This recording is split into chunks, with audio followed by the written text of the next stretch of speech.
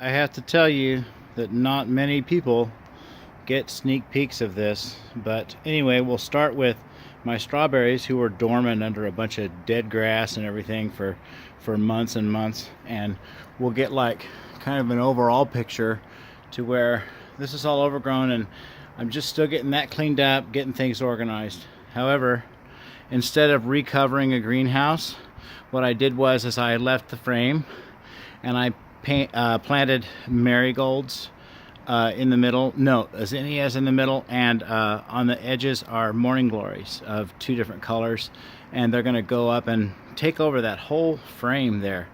And so the red bark is going to continue out to a path, and it will connect to this red bark, which goes along the side of this, and this is plowed out by an electric rototiller from the edge of that shed to here. I believe it's 19 feet, I'm not sure.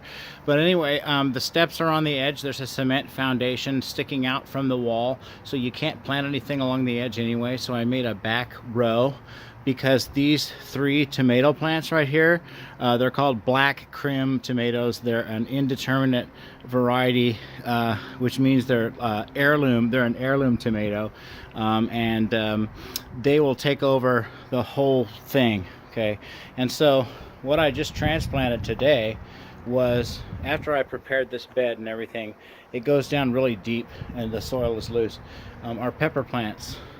Okay, all these are pepper plants that I started in jiffy pots, and they're in various places, and they have stinky fish emulsion that's for the transplanting. And it rained really good here last night, so this soil doesn't need any more water, so even though it's a little bit dry on top, because it's weird, got dry later. So anyway, I just put up the fence too, which is basically leftover stakes and broom handles and things like that from collected from the past, and I hammered them into the ground with baby sledge. Okay, and we did that, and then I get jute twine and I make a fence, and that's mainly to keep the dog out, but I figured I'd make it a little creative. The first year I did this, it was multicolored. So anyway, this is the rest of the pepper plants. All the tomato plants are planted, all the flowers, everything's planted.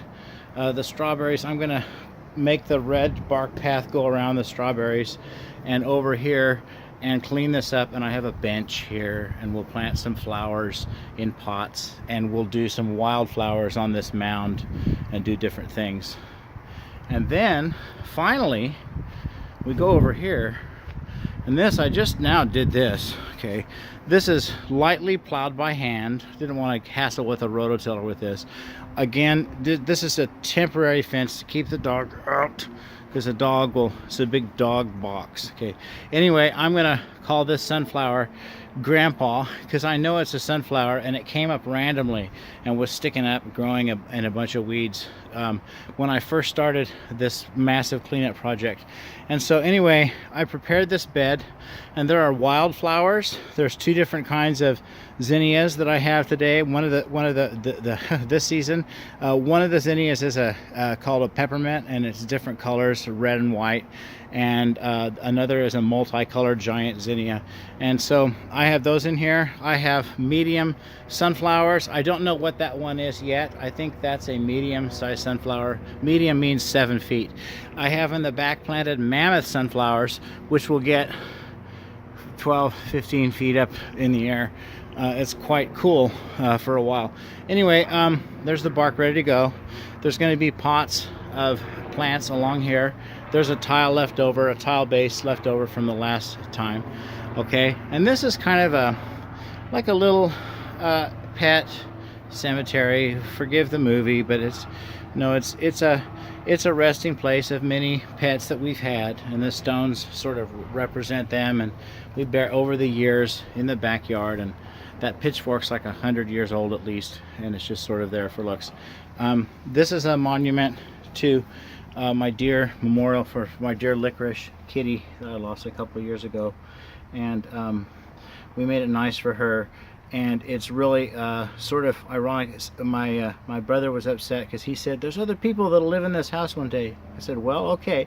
What this is down here is the cat is buried down several feet, and on top of this there's wire mesh, there's rebar pounded down into the ground, and there's a high impact concrete that's poured down about 6 inches thick, but it's about a 6-inch thick slab, and it's cemented to the fence. And I would like to see someone get this off of here. So anyway, it's a resting place forever. Almost makes me weep to see it, because we miss our dear licorice. And we'll have pots along here, and here's the garden from the other side, from the back side, the shed, rototiller, and that's it. More videos to follow.